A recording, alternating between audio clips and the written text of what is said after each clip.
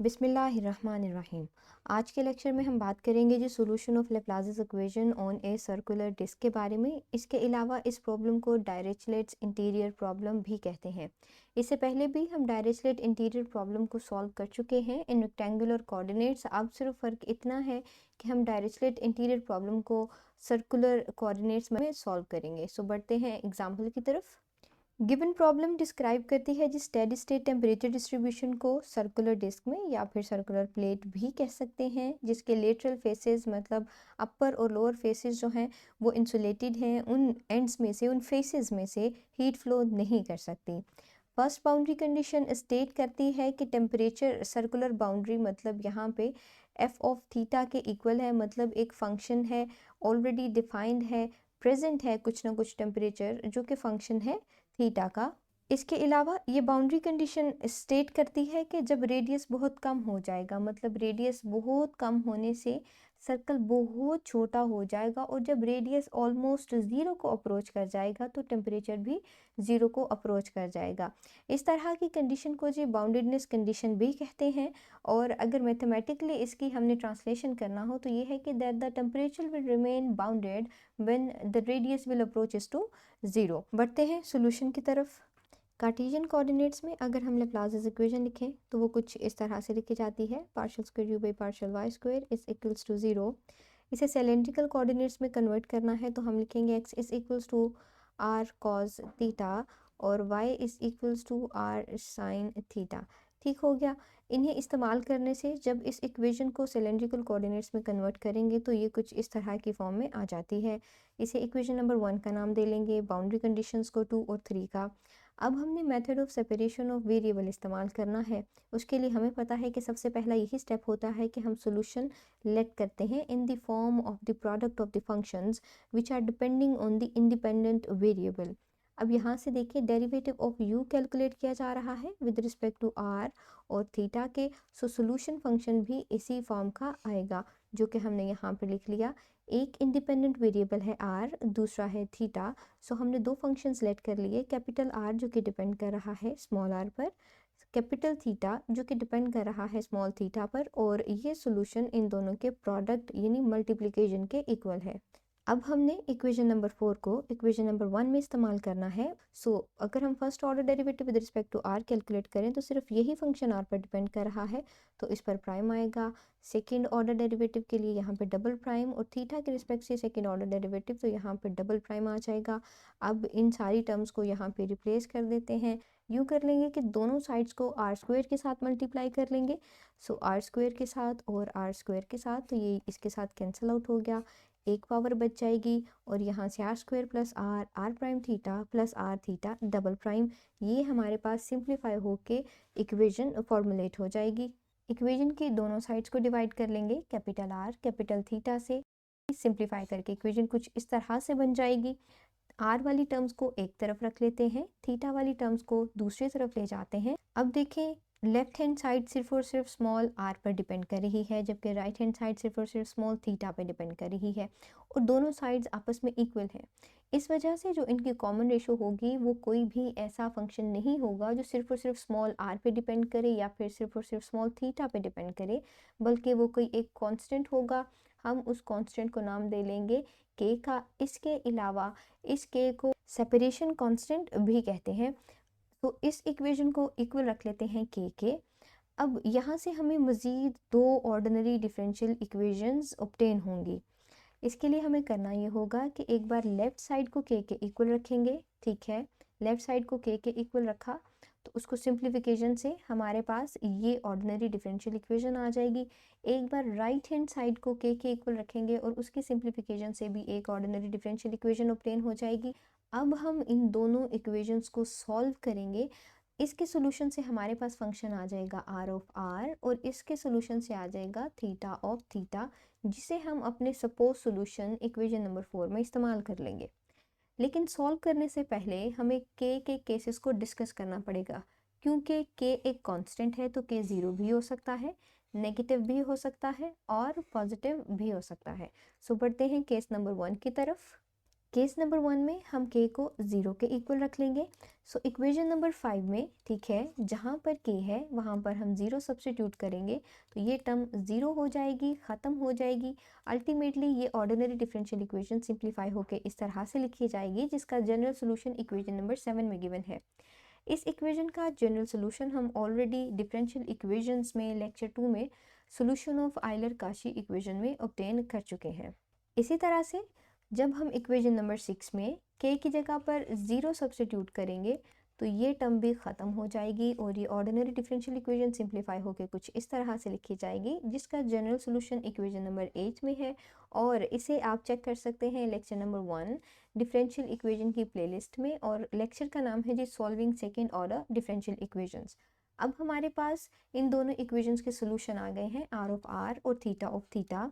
जो हमने solution late किया था इक्वेशन नंबर 4 की फॉर्म में, u of are theta is equals to r of are theta of theta, हम इन दोनों को उन जगह पे इस्तेमाल कर लेंगे। सो आर ऑफ आर की वैल्यू ये रही, ठीक है, जो हमने इक्वेशन नंबर 7 से लिखी है। थीटा ऑफ थीटा की वैल्यू ये रही, जो इक्वेशन नंबर 8 से यहाँ पर सब्स्टिट्यूट की है। इसे इक्वेशन नंबर 9 का नाम दे लेंगे। अब हम बाउंड्री कंडीशंस अप्लाई कर लेंगे। सबसे पहले हम बाउंडेडनेस कंडीशन अप्लाई करेंगे, जो कि ये थी कि जो टेम्परेचर है वो बाउंडेड रहेगा। The temperature u of are theta approaches to 0 when r approaches to 0। इसके लिए इस इक्वेशन के दोनों तरफ लिमिट अप्लाई कर लेते हैं व्हेन r अप्रोचेस टू 0, और यही इक्वेशन दोनों साइड्स लिख लेते हैं। फिर ये टर्म ब्रैकेट थीटा पर डिपेंड कर रही है, इसलिए इसके ऊपर लिमिट अप्लाई नहीं करेंगे, इस ब्रैकेट के ऊपर लिमिट अप्लाई करेंगे। हमें पता है कि जो ln ऑफ r फंक्शन है वो r इज इक्वल्स टू 0 पर डिफाइंड नहीं है। जब हमारे पास सॉल्यूशन में ये टर्म ही डिफाइंड नहीं है according to the given boundary condition, तो इसका मतलब है कि ये सॉल्यूशन एक्सेप्टेबल नहीं है, ये सॉल्यूशन हमारे किसी काम का नहीं है। सो बढ़ते हैं केस नंबर 2 की तरफ। केस नंबर 2 में हम k नेगेटिव ले लेंगे। इसके लिए हम k को माइनस लेमडा स्क्वायर के इक्वल रख लेंगे। लेमडा स्क्वायर की वजह से सारी वैल्यूज़ हमेशा पॉजिटिव आएंगी, और जब पॉजिटिव नंबर को माइनस से मल्टीप्लाई करेंगे तो k हमेशा नेगेटिव आएगा।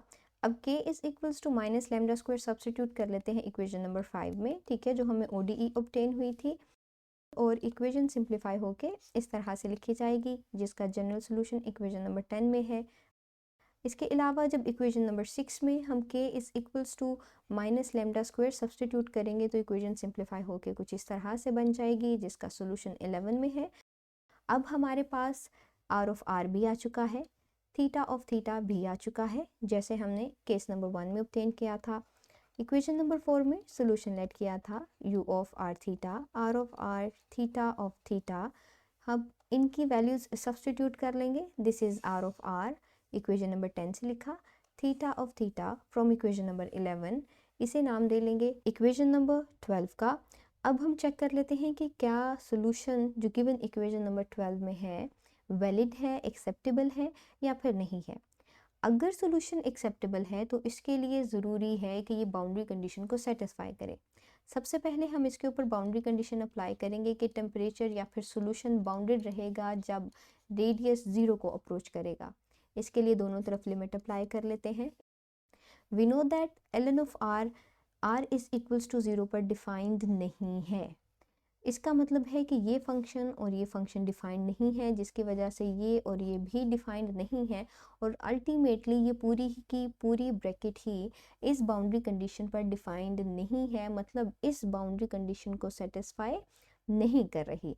सो ऐसा सोल्यूशन जो बाउंड्री कंडीशन को सेटिस्फाई नहीं करता है वो एक्सेप्टेबल भी नहीं होता है, जिसकी वजह से अब हमारे पास ये जो सोल्यूशन इक्वेशन नंबर 12 में है, in case of k negative, जब k हमने माइनस लेमडा स्क्वायर के इक्वल लिया था, ये भी एक्सेप्टेबल नहीं है। बढ़ते हैं केस नंबर 3 की तरफ। केस नंबर 3 में जी k हम पॉजिटिव ले लेंगे। इसके लिए हम लेट कर लेते हैं k is equals to lambda square के।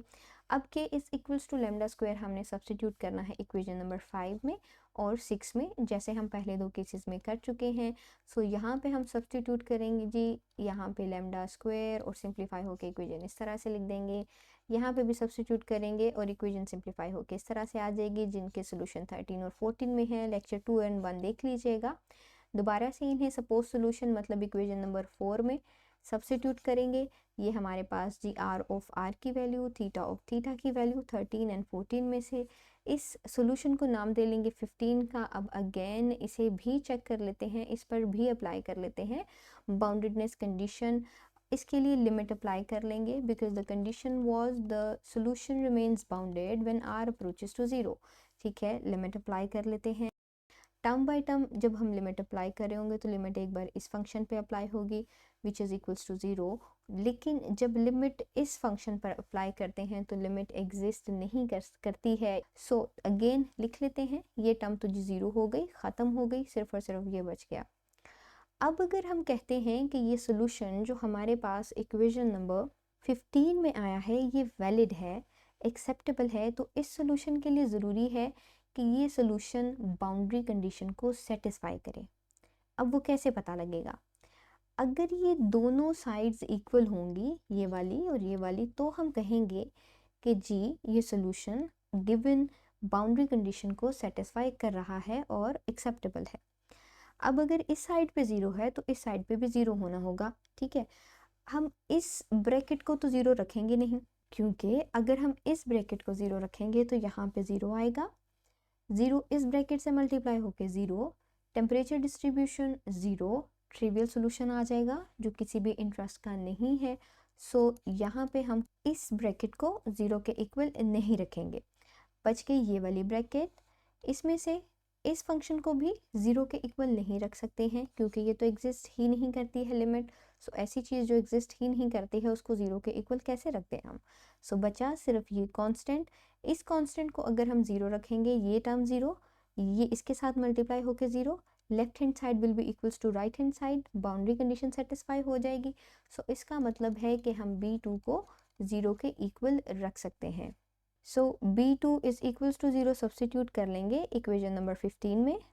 इक्वेशन नंबर 15 ये रही, यहाँ पे 0 सब्स्टिट्यूट किया, ये टर्म ख़त्म, सिर्फ ये टर्म बच गई जो हमने यहाँ पे लिख ली और ये टर्म बच गई।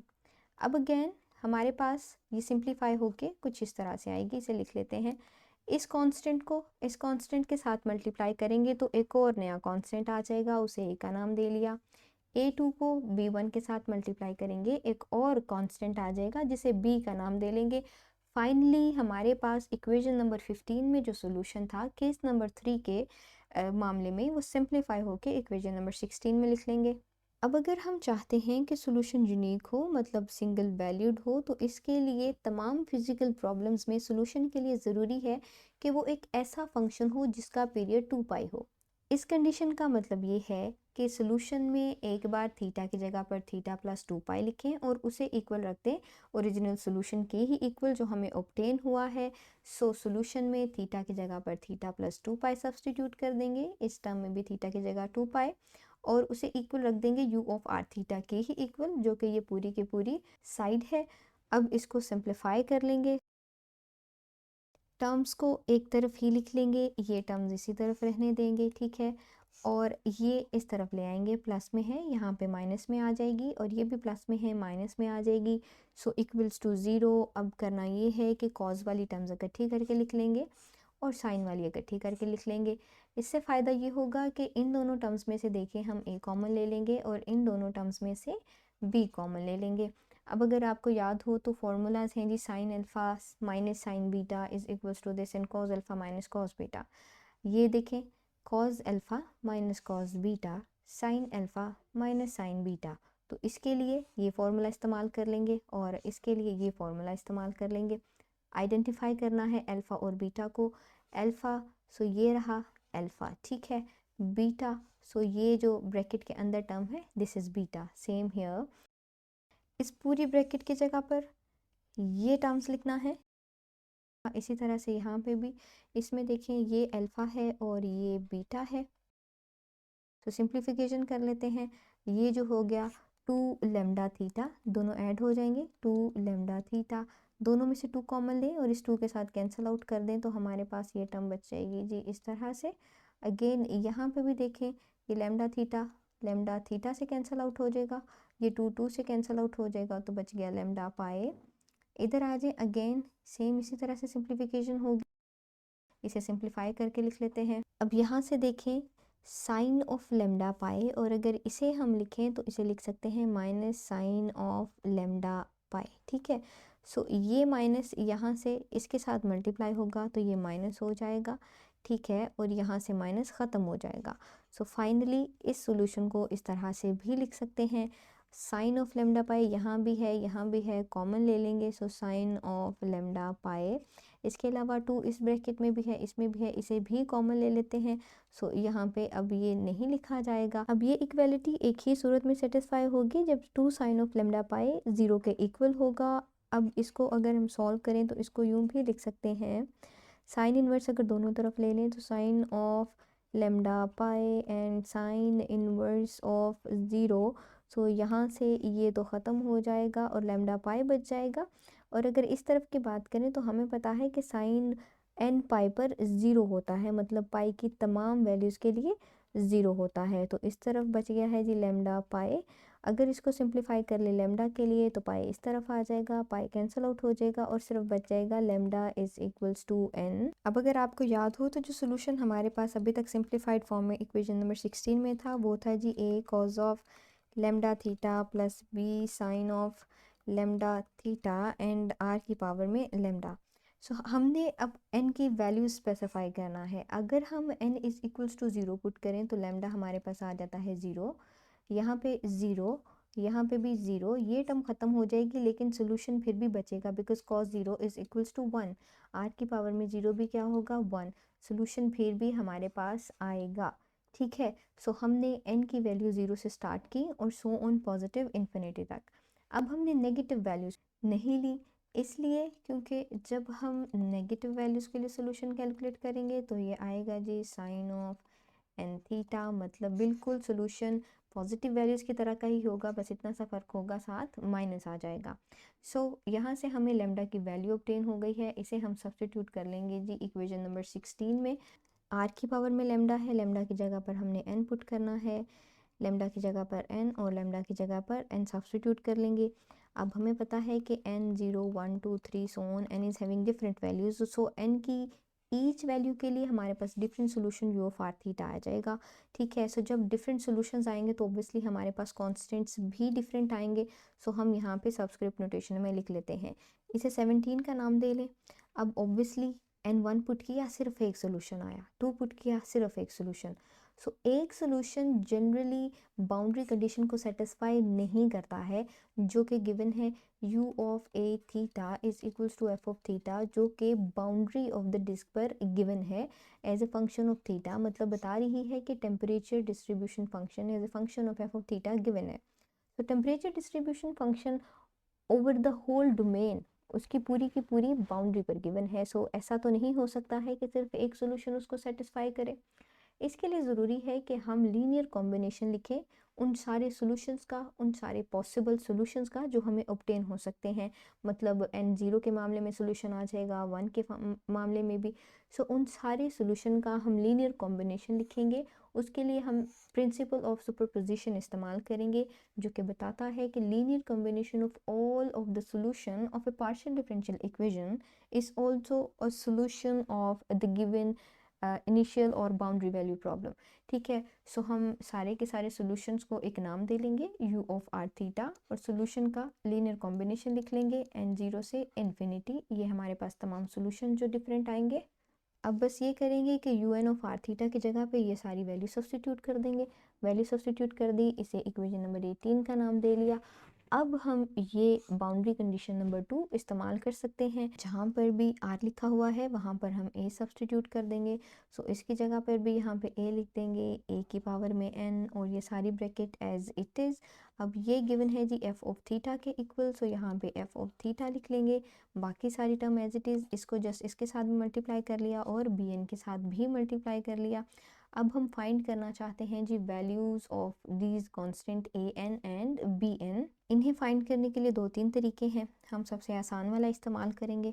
ठीक है, उसके लिए हम ये करेंगे कि समेशन को एक्सपेंड कर लेंगे n इज़ इक्वल्स टू 0 पर और बाकी सारी टर्म्स के लिए एज इट इज़ रख लेंगे। सो जब n is equals to 0 substitute करेंगे तो यहाँ भी 0 आ जाएगा, यहाँ पर भी 0, n की जगह पर 0, फिर 0 b naught and here also 0।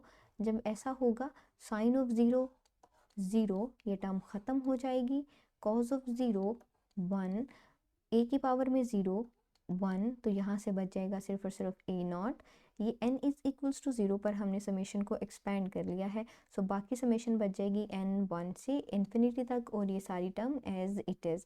अब ये हमें हेल्प आउट करेगी कि हम ए एन और बी एन की वैल्यू और ए नॉट की वैल्यू फाइंड कर सकें। अब हम इन दोनों साइड्स को इंटीग्रेट कर लेंगे with respect to theta from 0 to 2 pi. इसी तरह से इसे भी कर लेंगे, और इधर इस फंक्शन को और इस फंक्शन को जो थीटा पर डिपेंड कर रहे हैं, डी थीटा और 0 टू 2 पाई डी थीटा, और ये भी 0 टू 2 पाई डी थीटा। सो जब हम इनको सॉल्व करेंगे, सो ये जो इंटेग्रल है जी, इसका आंसर आ जाएगा 0 0। सो ये सारी टर्म ख़त्म हो जाएगी और बच जाएगी सिर्फ ये टर्म और ये टर्म। इसको जब इंटीग्रेट करेंगे, सो इसका आंसर आएगा जी ए नॉट डॉट 2 पाई, और सिर्फ ए नॉट की वैल्यू चाहिए तो 2 पाई इस तरफ आ जाएगा, इसके साथ यहाँ पर 1/2 पाई लिख देंगे, और अल्टीमेटली हमारे पास ये आंसर आ जाएगा, इसका ए नॉट बच जाएगा और ये आंसर आ गया। So this is the value of the coefficient A not. इसी तरह से ए एन की वैल्यू को स्पेसिफाई करने के लिए हम दोनों साइड्स को मल्टीप्लाई कर देंगे कॉज ऑफ एम थीटा से, और m 0 के इक्वल नहीं है क्योंकि अदरवाइज हम प्रीवियस केस पर ही पहुंच जाएंगे, और दोनों साइड्स को इंटीग्रेट कर लेंगे थीटा के रिस्पेक्ट से from 0 to 2 pi. Condition of orthogonality या फिर ऑर्थोगोनैलिटी रिलेशनशिप इस्तेमाल करेंगे, जिसकी वजह से ये 0 के इक्वल आ जाएगा, इट विल ऑल्सो बी 0, और ये टर्म जो है जब हम m is equals to n के रखेंगे तो 0 के इक्वल नहीं आएगा। ठीक हो गया। सो हमारे पास अल्टीमेटली सिर्फ ये टर्म और ये टर्म ही हेल्पफुल होगी, तो हम डायरेक्ट ही ऐसे भी लिख सकते हैं f of theta is equals to summation n is equals to 1 to infinity a n, और ये सारी टर्म जो है, ठीक है, इन बाकी टर्म्स को लिखे ही ना, इतना सारा काम पहले ना ही करें। सो इसके लिए सिंपली हम क्या कर सकते हैं कि दोनों साइड्स को कॉज ऑफ एम थीटा से मल्टीप्लाई कर लें, थीटा के रिस्पेक्ट से इंटीग्रेट कर लें 0 टू 2 पाई, इस तरफ भी ऐसे ही कर लेंगे। So 0 to 2 pi cos of m theta d theta. Orthogonality का प्रिंसिपल या फिर रिलेशनशिप इस्तेमाल करेंगे, अगर m और n इक्वल नहीं होंगे तो ये इंटेग्रल 0 हो जाएगा। सो इसलिए हमें लेट करना पड़ेगा कि m और n इक्वल है।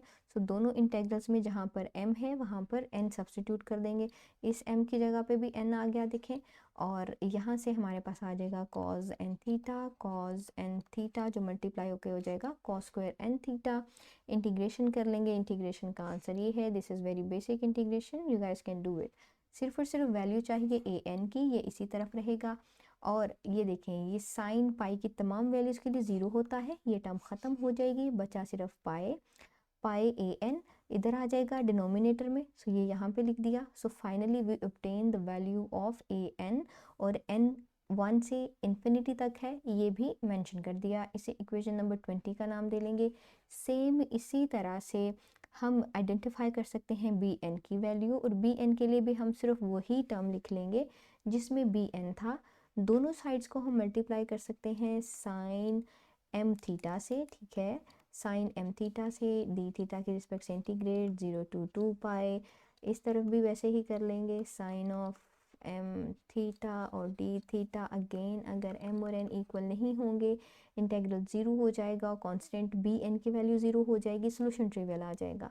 सो हम नॉन ट्रिवियल सोल्यूशन में इंटरेस्टेड हैं, m को n के इक्वल रख लेंगे, m की जगह पे n, और इस तरफ स्क्वायर आ जाएगा। सिंप्लीफाई करने से हमारे पास बी एन की भी वैल्यू आ जाएगी, इसे इक्वेशन नंबर 21 का नाम दे लेंगे। कॉन्स्टेंट्स की वैल्यू आ गई A naught A N and B N, हमने सोल्यूशन फाइनल लिखा था इक्वेशन नंबर 18 की फॉर्म में, ठीक है। अब हमारे पास कॉन्स्टेंट्स बी एन और ए एन तो आए हैं जी 1 से लेकर इन्फिनिटी तक, मतलब है समेशन को एक्सपेंड करना पड़ेगा।